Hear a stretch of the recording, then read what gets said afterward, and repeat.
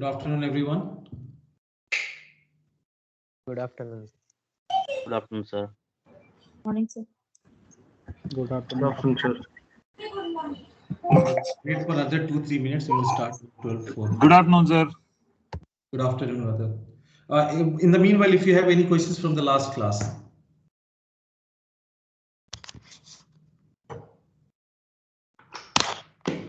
If you have any Sir, questions. sir, Yes. can you hear me? Good morning, Yes. sir. Yes, please tell me. Sir, I am taking this advanced decision modeling course and I had not taken any previous course of decision modeling. So can you help me with some study material so that I said you the Haler and Liverman book. You start with the decision modeling or operations research course and then proceed to the nonlinear programming and etc. so can I have any access to the previous classes notes or anything? So that is a different course taught by Professor Mohanty. Okay, sir. Okay, sir. Then I will read. Which department you are from? Sir, I am from School of Energy Science and Engineering. And your advisor has recommended this course. Yes, sir.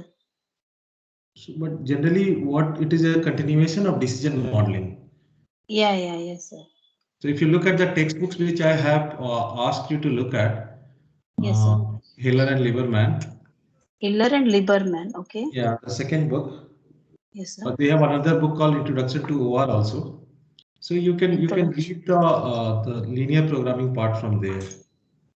Yes, sir. I referred after the last class from NPTEL one course and I understood up to simplex algorithm.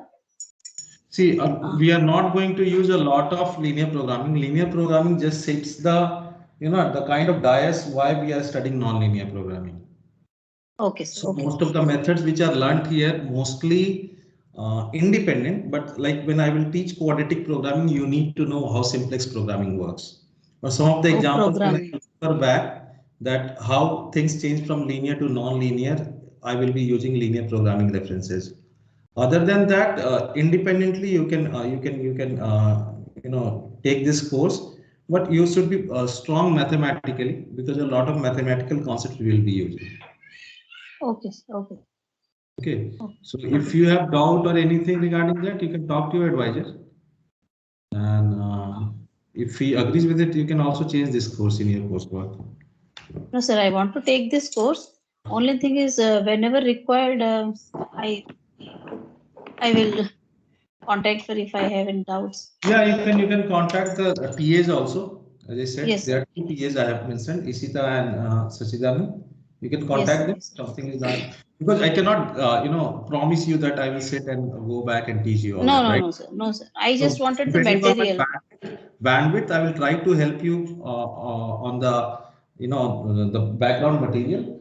But if it is related to this course, definitely I will help you. But any background, you have to do it on your own. Okay, sir. Okay. Okay. Thank you, sir. Okay, so I believe we will start the class. The students who have joined late, I have already posted the first lecture, which is Introduction to Linear Programming, and also the syllabus is uploaded. So in the class material section, so you can refer to that. So today, last class we ended on the note that since nonlinear programming is very vast, we need to understand when a local optimal solution is global optimal solution, and that leads to the study of convexity theory. So today we'll start with convex set and then we'll move to convex function. Then in what cases we will have local optimal as global optimal, those things will proceed. So before any other question before I start from the last class?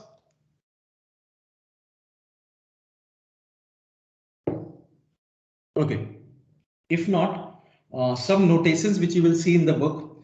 Earlier version has used EN, new version uses RN. Both mean same. It's a Euclidean real space.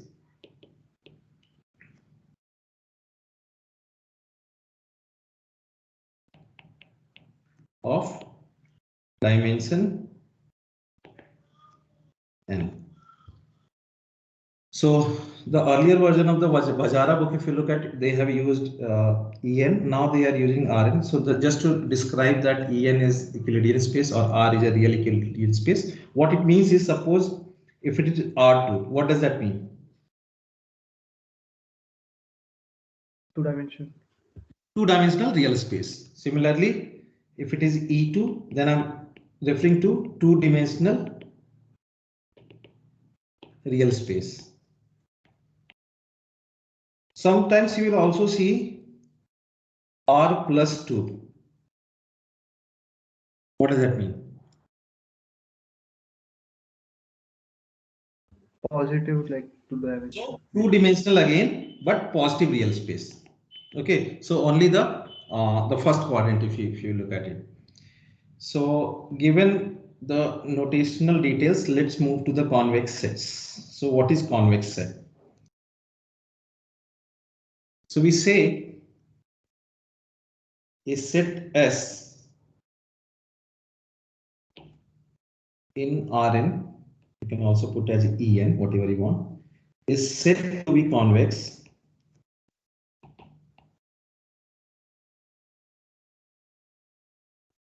if the line segment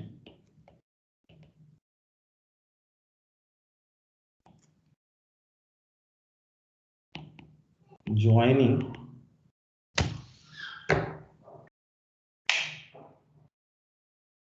any 2 points in the set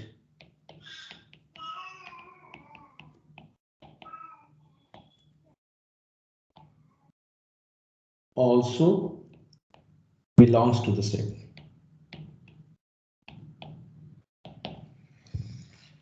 So it says a set S in Rn is said to be convex if the line segment joining any 2 points in the set also belongs to the set. Mathematically, if you want to represent.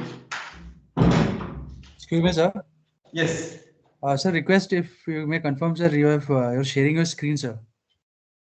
Yes, my screen is shared. Yes, sir, right. it is visible. Yes, sir. Can see that. It's not visible. Yes. It's visible, sir. See, It is visible, I'm from two devices, one from my iPad, one from my laptop, and I can see it on laptop. So maybe Right, you sir, can join again. Yes, I'll do that. Have you joined it as a guest or with your IIT ID? No, sir, with the ID, sir, but I'll just join again, sir. Try to join again. Yes. I mean, if he has to log in through the Teams client, if he logs through web, he will not be able to see. I don't think that should be a problem, Bharat, because earlier also No, students from Yes, sir. No, From the there thing also it is is, visible. With web I'm using version, that. if the class has already started and then you join after that, then you will not be able to see Oh, the okay. screens. That is the issue. Okay. So have you installed Microsoft Teams on your device? Yes, sir, I'll just join and I'll. Okay. Yeah. Okay. So what we said in this words, if we present it mathematically, suppose there are 2 points x1 and x2 that belongs to some set S, then what this statement says, lambda x1 plus 1 minus lambda x2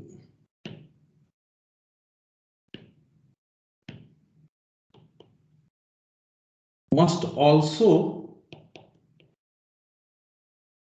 belong to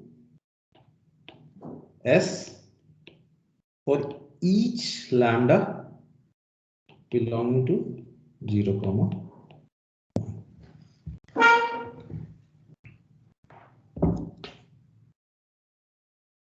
So this is how we present mathematically what convex set is. So if you have some background, what is this combination called? It's affine.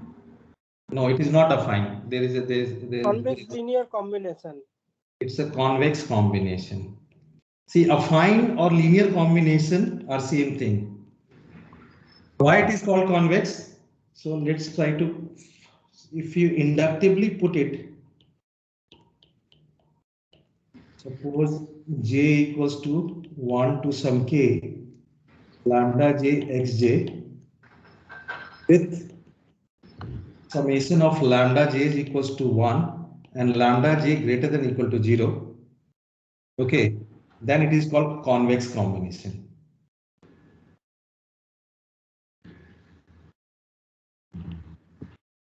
Okay, so if summation of some lambda j is into xj, think of lambda j as a weight with summation of all weights equals to 1, and also there is a condition non-negativity constraint.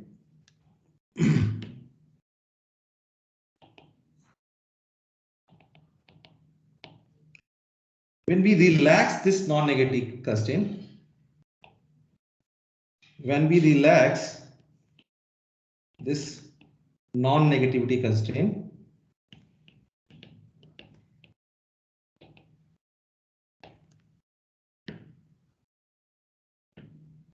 so we just say summation j equals to 1 to k lambda j xj is a affine or linear combination.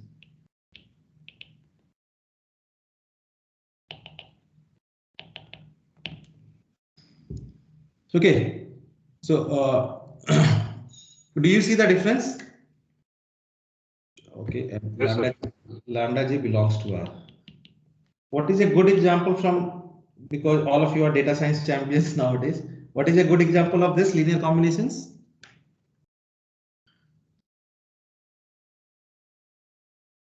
Any linear regression. Do you restrict betas to be between 0 and greater than equal to 0? Do you restrict that? Betas can be anything, right?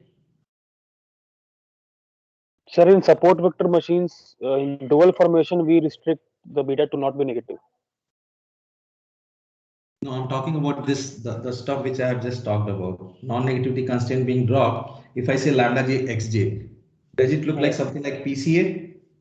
Yeah, PC. Hmm? Yes, sir. So PCAs are the linear combination or affine combination of the variables and not the convex combination. The moment I say convex combination, this needs to be satisfied. Okay. Now let's graphically see what it means when I say convex set. Does it look like a convex set? Or this looks like a convex set?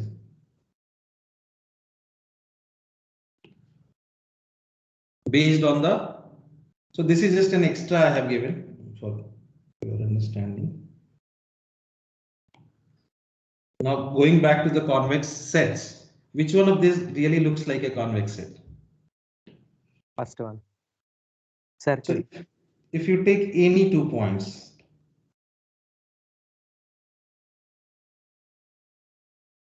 so when we say convex combination, where does the point lies? Can he lie outside this region? Beyond this point? No, sir. It No. has to lie somewhere around this because we are restricting between lambda to be positive and between 0 and 1. So suppose this is the point we get, and that is lambda x1 plus 1 minus lambda x2.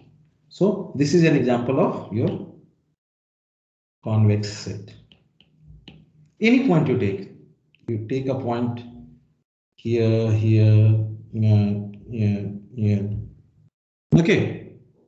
Now, if you take 2 points in this case, x1 and x2, it may be possible that the resulting point lies here as lambda x1 plus 1 minus lambda x2, which is outside the set. That's why it is a non-convex set. So is the idea of convex and non-convex clear from the definition which we have written? Yes, sir.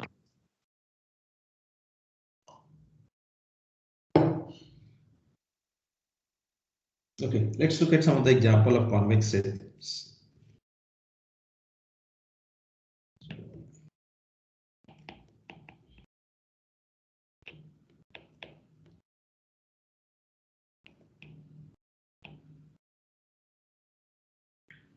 let's say first one.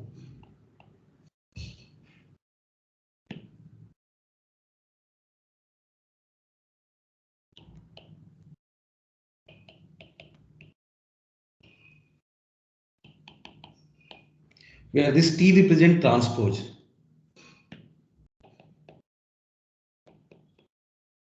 Okay, so X says that P transpose X equals to some alpha, where P is a non-zero vector in Rn called gradient or normal. By the way, what this definition is, what this is called, this part, what is S in this case?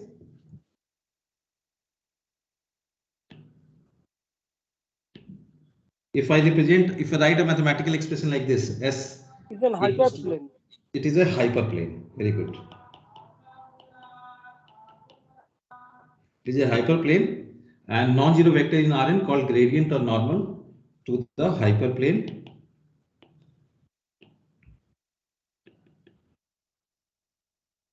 Alpha is a scalar. Suppose let's look at three-dimensional hyperplane. S equals to x1, x2, x3. So that x1 plus 2, x2 minus x3 equals to 4 comes to Rn. So if we draw it, it look like a plane like this.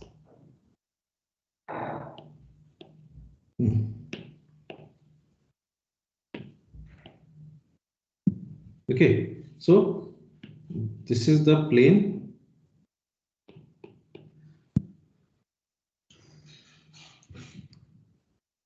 which is x1 plus 2x2 minus x3 equals to 4. Okay, so this is the plane. If I ask you what is the p vector, can you give me? What is the p vector here? 1, 2, 1, minus 2, 1. minus 1. 1, 2, minus 1. Minus 1.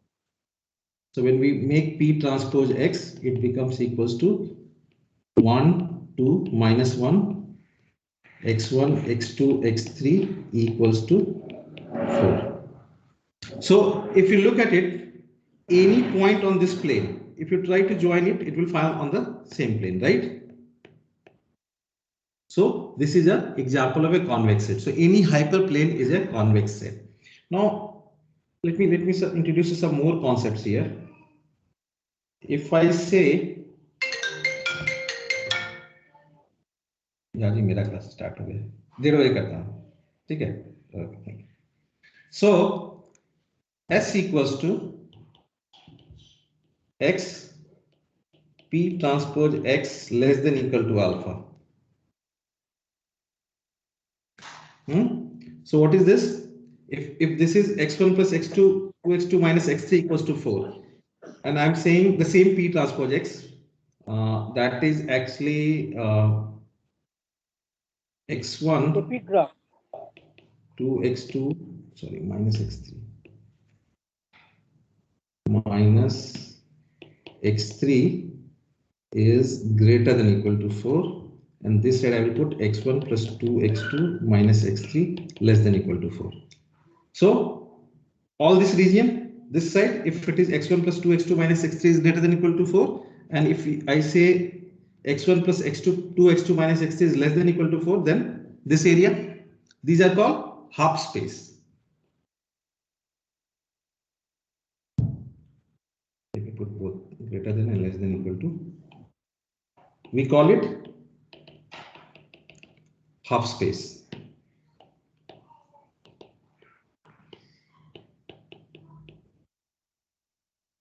Okay. Further, if I restrict it to S equals to x p transpose x is less than alpha, not less than equal to, we say it open half space.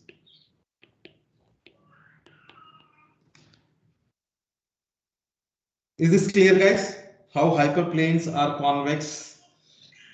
And then I also added some more terminology related to half space, open half space and all. Any questions? Can you re-explain the half space and open half? Which part? The space part of half space and open half space.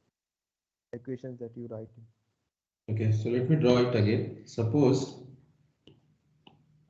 this is your P transpose x equals to alpha. This is a hyperplane. Yes. Right?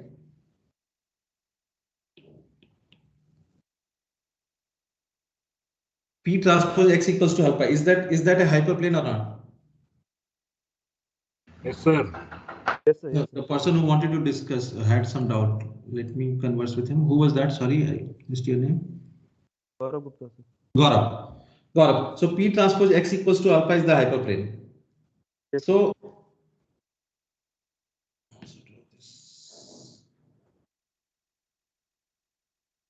all the areas above this hyperplane and all the areas below this hyperplane, can I put it as P transpose x is greater than or equal to alpha in here and P transpose x is less than or equal to alpha here? Yes, sir. Yes. Hmm? Got it, sir. So, in fact, if you remember simplex algorithm, you remember linear programming, what we used to do? We used to draw, next I will discuss the polyhedral set, you will see there.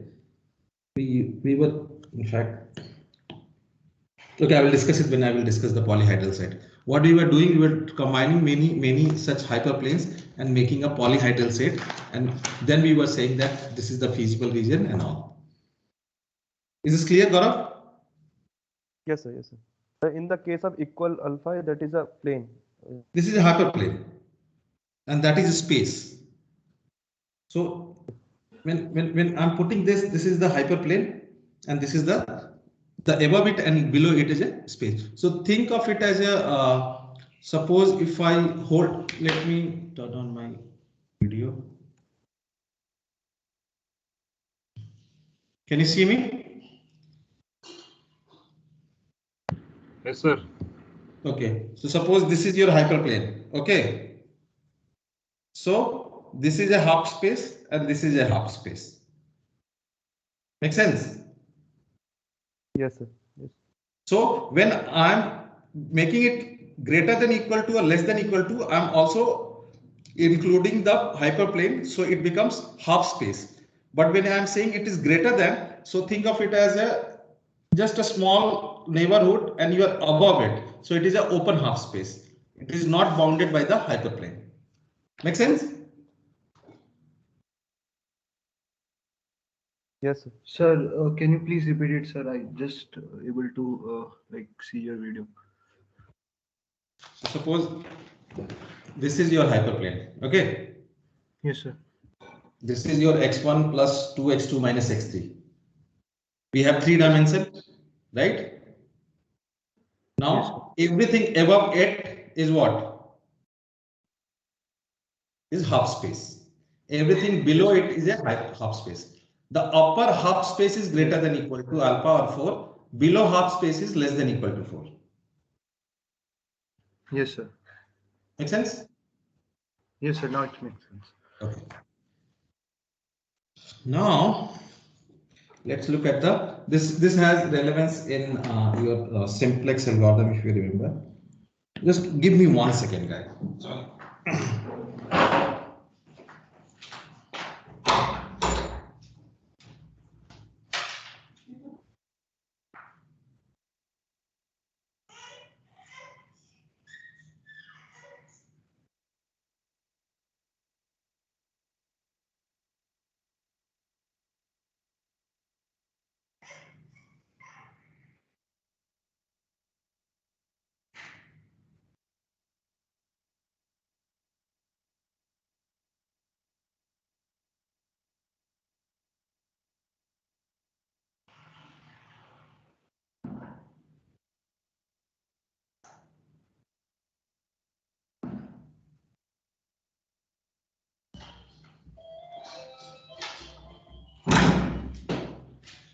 Okay, so next kind of convex set we are talking about is called polyhedral set. क्या convention use करते हैं, right?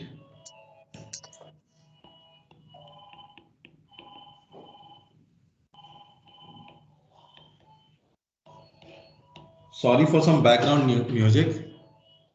If it is too loud, please let me know.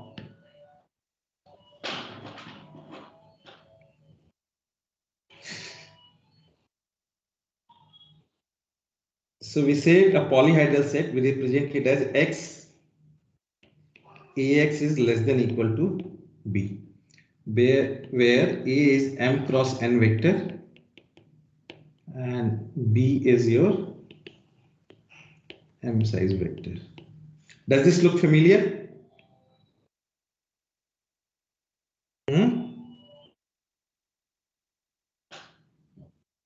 Does this look familiar? AX is less than equal to B. Multiple equations of line.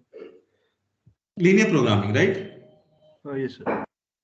Yes, We sir. represent what? Maximize G, AX is less than equal to B. So you will see that example here. S equals to, suppose I have a 3 variable problem, x1, x2 and x3. 3 decision variable given by x1 plus 2 x2 minus x3 is less than equal to 4. This is where the importance of hop space comes in. If you remember, most of the problem which we solve in linear programming, they are generally inequality. Some problems are definitely equality, and those equality problems we handle it differently when we are solving using, by adding some artificial variable, we deal with it.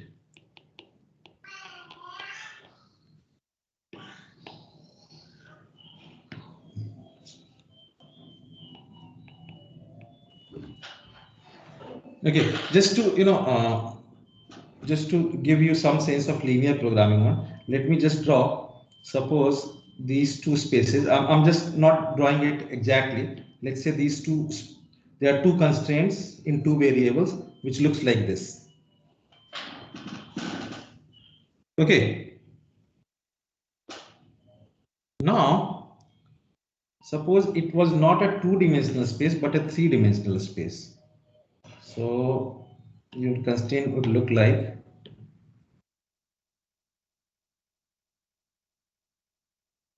let me give it a different color.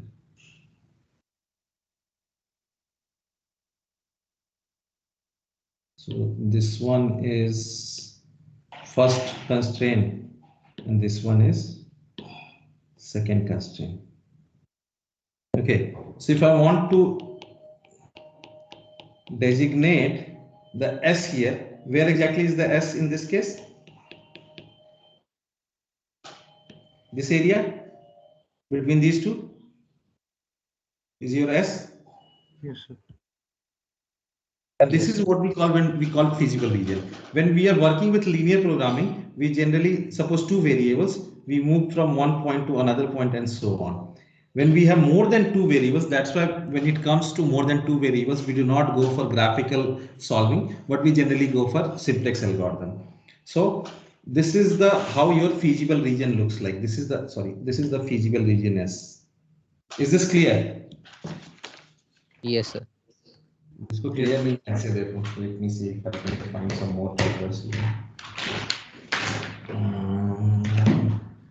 अच्छा, इस iPad में लिखा था. Suppose, just log it. Suppose this is one hyperplane and this one is another hyperplane. So area in between these two is your the set S. Does that make sense? The feasible region is between these two. Yes, sir. Yes, sir. That is your polyhedral set. So that is, if you remember, when you study linear programming, we talked about that the feasible region is convex set. This is where it comes from. If it is not convex set, we cannot get extreme point. Later I will discuss about the extreme point. It has another relevance in finding a solution for a linear programming. More interestingly, if you look at this point, just giving you some insight about the extreme points. Can you describe it as a combination of two convex combination of 2 points?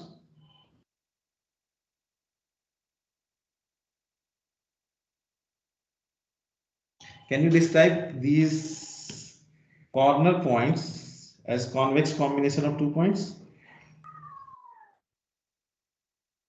No, Are you in understanding? that case, lambda will be either 1 or 0. So it is a convex combination of itself, right? Yes.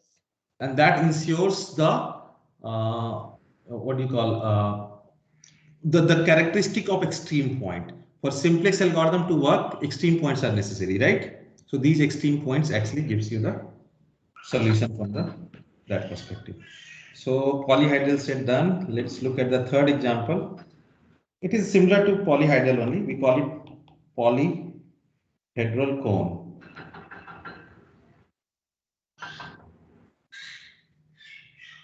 So mathematically, we represent polyhedral cone as similar to so Ax is less than equal to 0. There is no b, so that forms a cone. For example, suppose x1 comma x2 such that x2 is greater than equal to mod of x1 in 2 dimensions. So it would look like this. This is your convex cone and this is your S. Another example of this could be multiple polyhedral cone. Okay, so one set is here, another set is here. Can we call it a convex cone or convex set?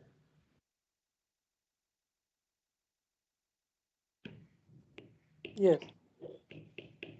Sure. Suppose if I take a point here and another point here, where does the point comes? The convex combination comes. Is it part of the space? No, sir. So it is a No, sir. non-convex. Okay.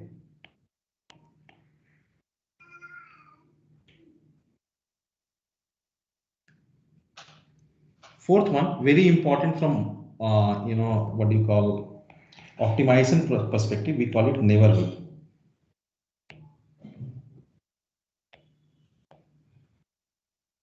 Neighborhood, we say S equals to X such that X minus X bar belongs to epsilon, where X bar is a X bar is a fixed vector in Rn and epsilon is greater than epsilon थोड़ा सा मैंने लिख दिया है to 0. Okay, does this make sense? So neighborhood of a set is also a convex set. What I mean here is, suppose there is small set, this its neighborhood, very close place based on the epsilon is also called is also a convex set. This becomes very important when we are trying to do some kind of optimization. The neighborhood becomes very important. So that's why we say this. Now some interesting features about convex, although sets, convex sets, but also they are also. So what about the empty set?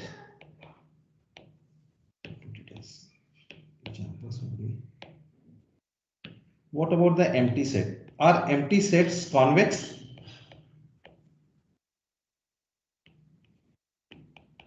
What do you think? Are empty sets convex?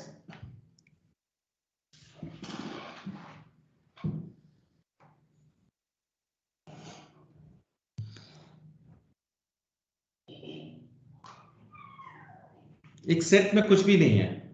Are they convex?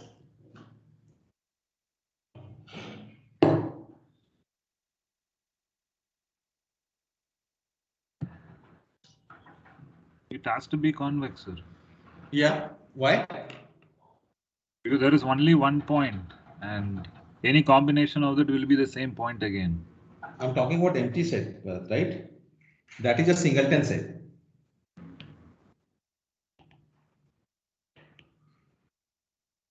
Right? What about empty set? Singleton set, you're right. It is A, any combination you will take, suppose lambda A plus 1 minus lambda A, it will be A, so it belongs to the set, right? So it is a convex. Correct. Sir, is the statement defined? Like, Was that? is that statement is actually defined? Like, is it correct? Like, whether we can say about it, like, empty set is convex or not? The statement itself is correct or not? I'm sorry, I'm not getting which statement. You are asking, sir, na empty set is convex or not? Like, so the thing is that the statement itself is a correct statement to ask, like, whether empty set is convex or not. Which statement is the correct statement? I am saying, sir, whether the empty set is convex or not, this whole statement is actually a valid statement or not. Because empty set and then trying to understand it from the perspective of convex definition, it is not. Okay, let me put it in. What can you say by definition of convex set? By definition No, of it's not a convex set by definition. By definition, actually, trivially, it is right.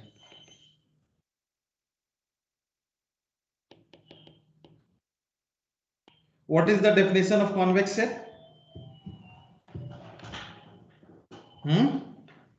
Any convex linear combination of any points of that set belongs to within that set. So let's me define a set S which is phi, it is empty. Okay. I'm taking 2 points in that set. Again, lambda phi plus 1 minus lambda phi, which is equals to phi. As long as this is being satisfied, by definition, trivially, I can say empty set is a convex set.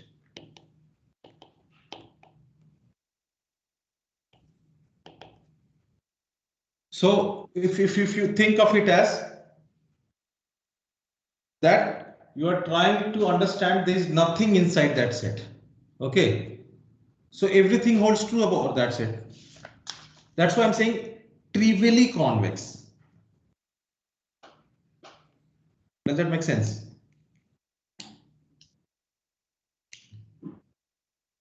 Okay. It is by definition, it is trivially convex because it's like there is nothing and you are trying to find a convexity inside it. So of course it will become convex itself. And if we go by definition, suppose there is a set phi and let's say in the phi I'm trying to find 2 points. Again, they will be also phi because it's a empty set. If I do convex combination of that, I will get a phi which is empty.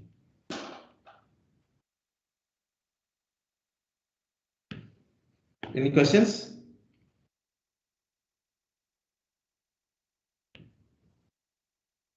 What is the importance of it? Was that? What is the importance of a empty set? Is a convex or not? How it is important? There is a lot of importance when we are trying to study the study of optimization. Empty set plays a role. Okay, so this is for you to understand when empty sets are said, you need to understand whether it is convex or not.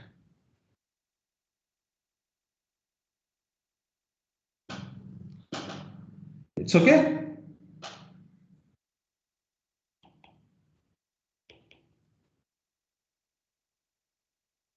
Abhijit. Yes. Even if there is no importance mathematically, isn't it wonderful to say that trivially it is convex? Yeah, that's true. Yeah, that's all. So entire Euclidean affine space is convex. We already know if you look at it, it's convex. Now some interesting property.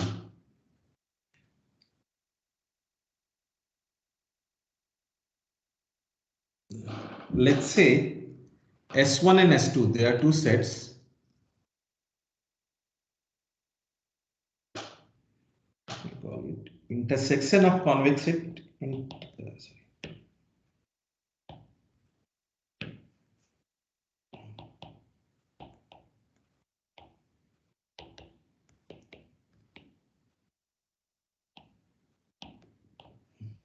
so we say S1 and S2 be convex sets in Rn, then S1 intersection S2 is convex.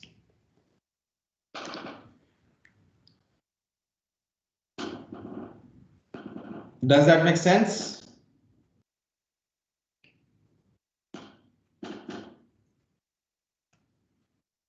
Yes. So there are two sets S1 and S2, and if there is an intersection of those two, it automatically becomes convex. Interesting one is this one, S1 plus S2 and S1 minus S2. Okay, whether they are convex or not. I will try to show you for S1 plus S2. You can proceed in the similar manner S1 minus S2 as well. Try to explain. Okay, just look at it if it looks to you convex or not.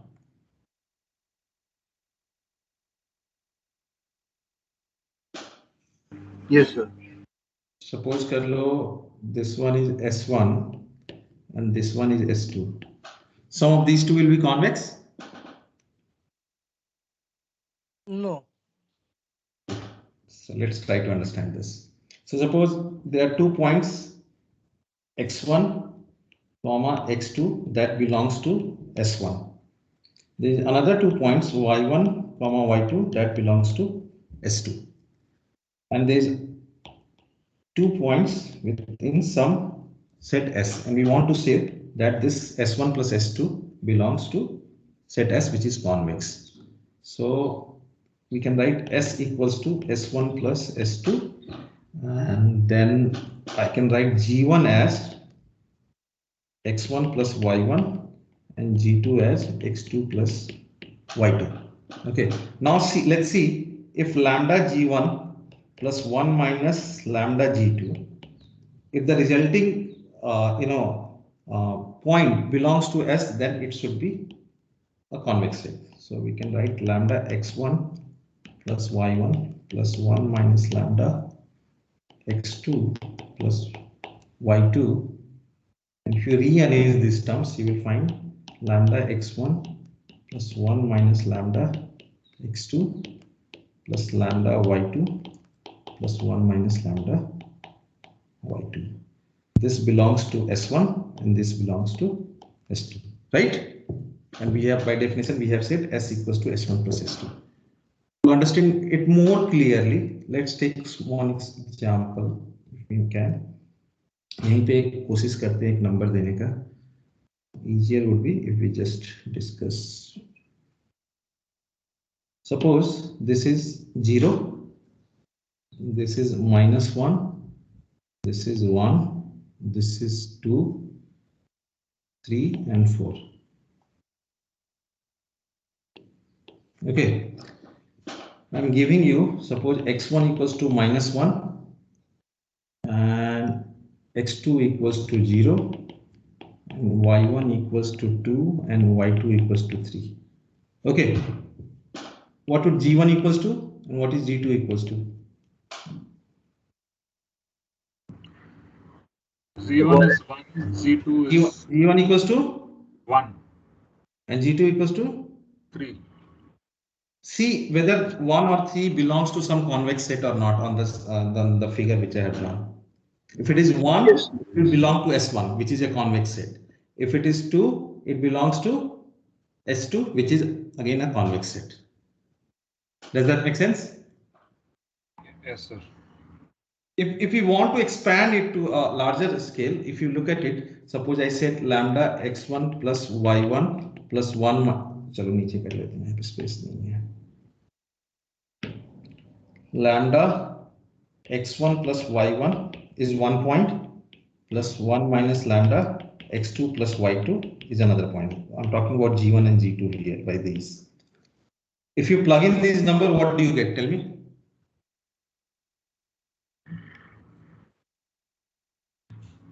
Lambda Plug into in is 1 minus plus. huh?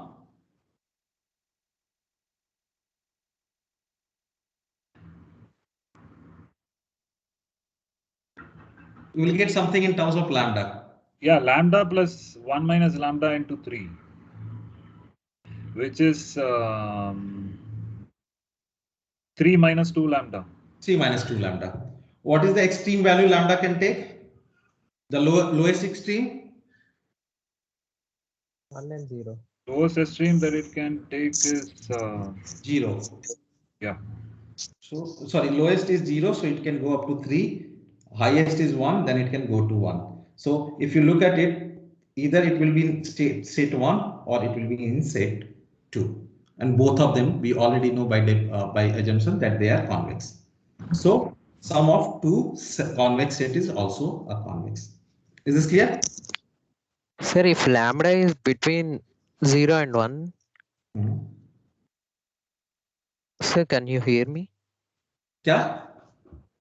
Sir, if lambda is between 0 and 1, sometimes we may get point between 1 and 3 also, no, sir? If lambda is between 0 and 1 means our lambda is generally from 0 and 1, and if we take somewhere about 0.4 or 5, and if it comes between this 1 and 3, like 1.5, and this 1.5 is not in set 1 and set 2 also, no? Let's try those numbers for lambda and let me know.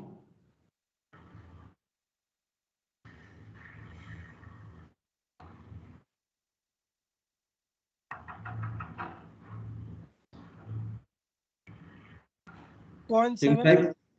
Yeah, Abhijit. 0.75, sir. 0.75. 0.75 is how much? 1.5. Yes, sir. At that time, 1.5 does not belong to set 1 and set 2. Since it between 1 and 2, then how we can say it is convex? Yeah, that's a valid point. Yes, sir, valid point. Actually, just trying to give this example. Okay, let me look at the, by definition, we are getting S1 plus S2. So 1.5 does not belong to 2, 3, 4, minus 1, 0, 1, 2, 3, and 4. If lambda is 1.75, I will get minus 1.5. Just 3 minus 1.5. 3 minus between it is coming out between 1 and 2.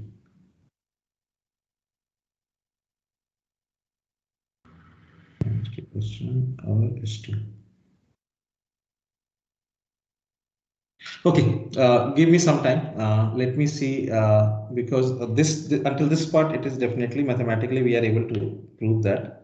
I just need to see that why with the example I'm not able to. So I will get back to you on this. It's fine. Okay, sir.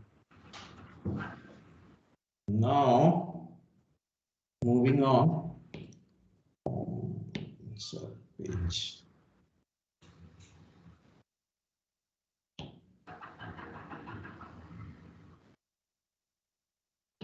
So, okay. Now, let's say, yeah, given two non-empty sets, S1 and S2. S1 and S2, which belongs to Rn, such that S1 intersection S2 equals to 5. That means it's a null set. There, oh, it's trivially true, right? Oh, that's why I got confused. Yeah, now I realize. So it is lying here. Yes, sir. Yes. It is trivially 5, S1 intersection S2. Are you following? S1 intersection S2 is a 5, a null set. Yes. A null Yes, sir. set is, trivially it is a convex. That's why it is convex. I just looked at the extreme case when I thought of giving you an example. I just thought of extreme cases, but yes, it trivially becomes convex. Does that make sense? Sir, All of you? sir, the example you are teaching down is like intersection part, and above one is like S1 plus S2. So Yeah, is there but any is difference? is there any intersection between S1 plus S2 in this case? No, sir. S1 intersection, although I'm looking at X1 plus S2, but I have S1 intersection S2 here, na? Yes, sir. Yes, sir. Any point that falls outside these S1 and S2, which is in the intersection part, which is a null set, then we can say that okay, since it is a null set, it belongs to a null set. Does that make sense? Yes. So yes, it is trivially true. Okay. Okay, now coming to this is very important. Many of you have, since you all are advanced students, have used some kind of data science here and there. So given two non-empty sets S1 and S2 belonging to Rn such that S1 intersection S2 is 5. So there is no intersection. Then there exists a hyperplane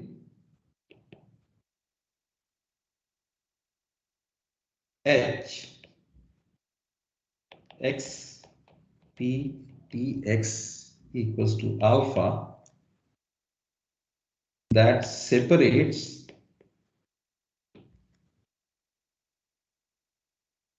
then that there exists a hyperplane HP that separates them,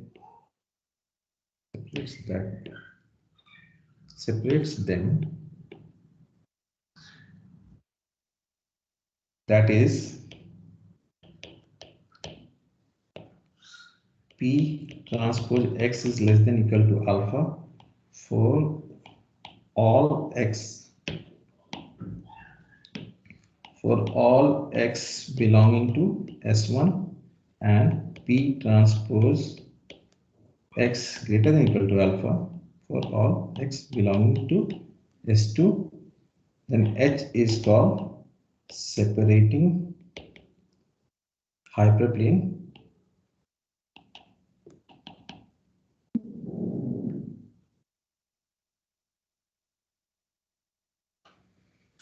Okay, so what we are talking about, similar to what we have seen right now. S1 and S2 are suppose two sets, and their intersection is a null set. So if there exists a hyperplane, suppose this is Px equals to alpha, then here it is less than equal to, and here on this side greater than equal to, then it is called separating hyperplane. Now also yes. So should it not be open hyperplane, because equality can make sure that it is not null? Less than equal to alpha and greater than Which equal to equality? alpha. Just hold on, Abhijit. What are you talking about?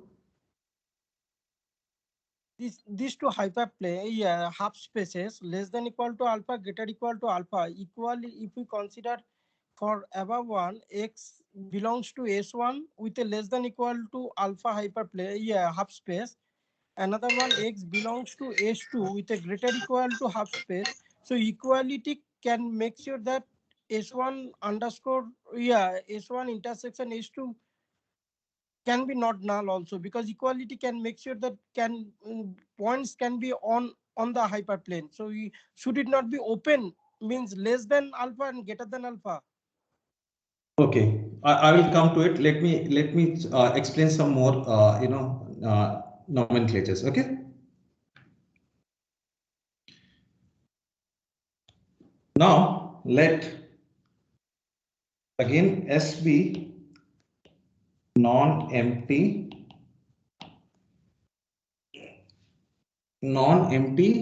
convex set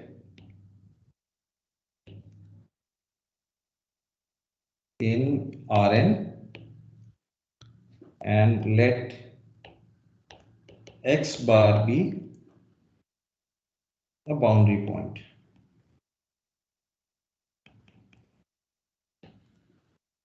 Then there exists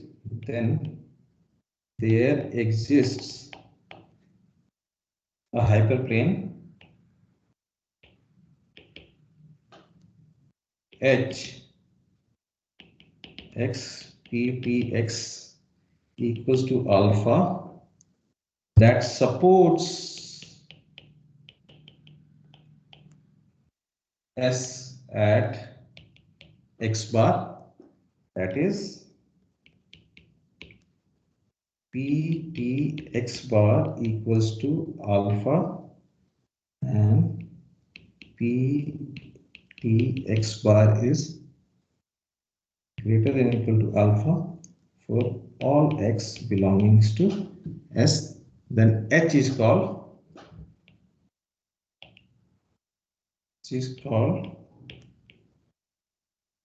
supporting hyperplane.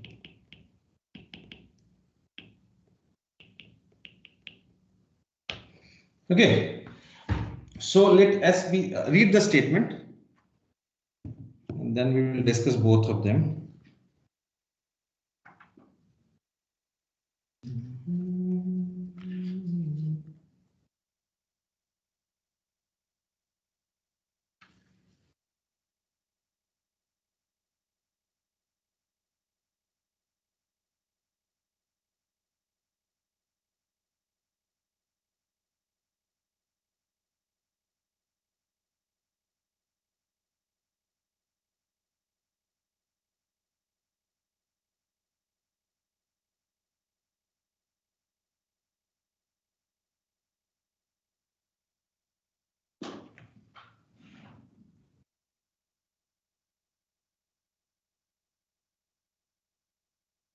Okay, so this one, what we are trying to say, the second one, that supporting hyperplane I'm talking about, there is a point x bar where it supports, kind of, holds this. This is the hyperplane and this is your set S.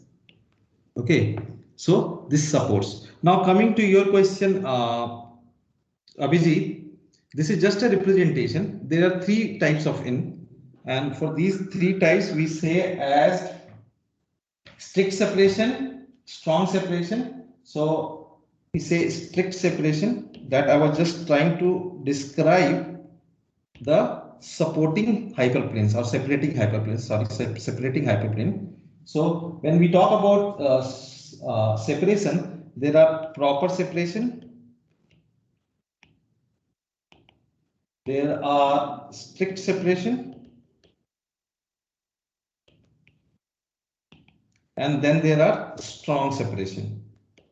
That was just a representative image. So when we talk about, now you can, looking at this number, what can you say about proper separation mathematically?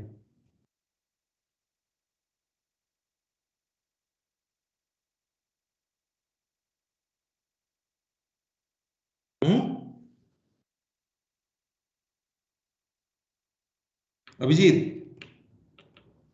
Yes, sir.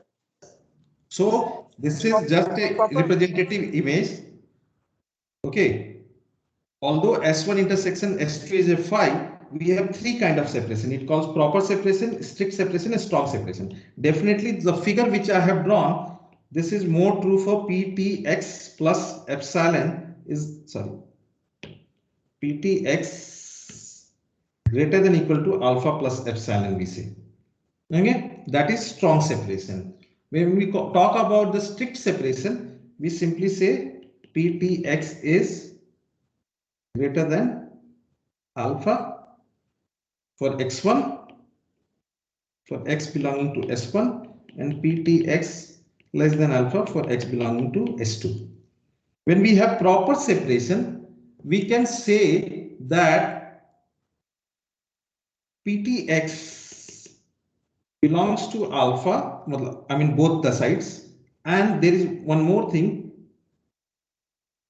S1 union S2 does not belong to hyperplane. Is this clear? Yeah, clear. Okay. So do you connect it with some of the data science methodology you have studied?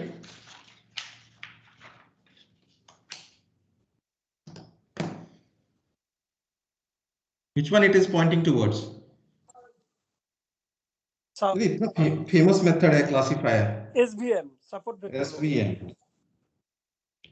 Support vector machine. Okay, so the background material for software support vector machines right here, and when we say support, now you can understand what is supporting hyperplane, which is giving you the points to create a separating hyperplane. Does that make sense? Many people talk about support vector machine, but they do not understand what is support in support vector machine. Does that make sense? एक छोटा सा diagram बना के मैं समझाता हूँ. Suppose this is one set and this is plus set. So we draw many support. So X bar is a support here. X double bar is support here. और इन दोनों के I'm drawn it wrong, something like this. The midpoint of the is the separating hyperplane which we want to maximize. So support term which has come is from supporting hyperplane.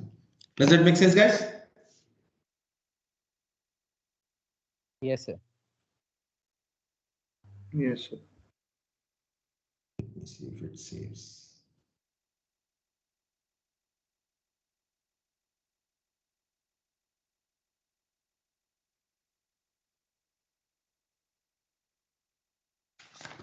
I have more. So that's all in convex sets. Let me see if it exports PDF. Otherwise, I will upload it later.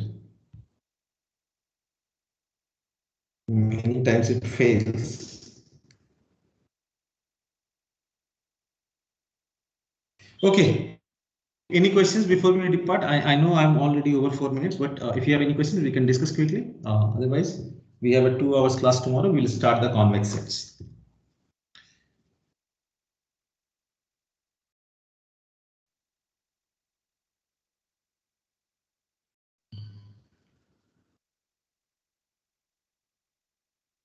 Can anybody check if it is added to your lecture materials or not?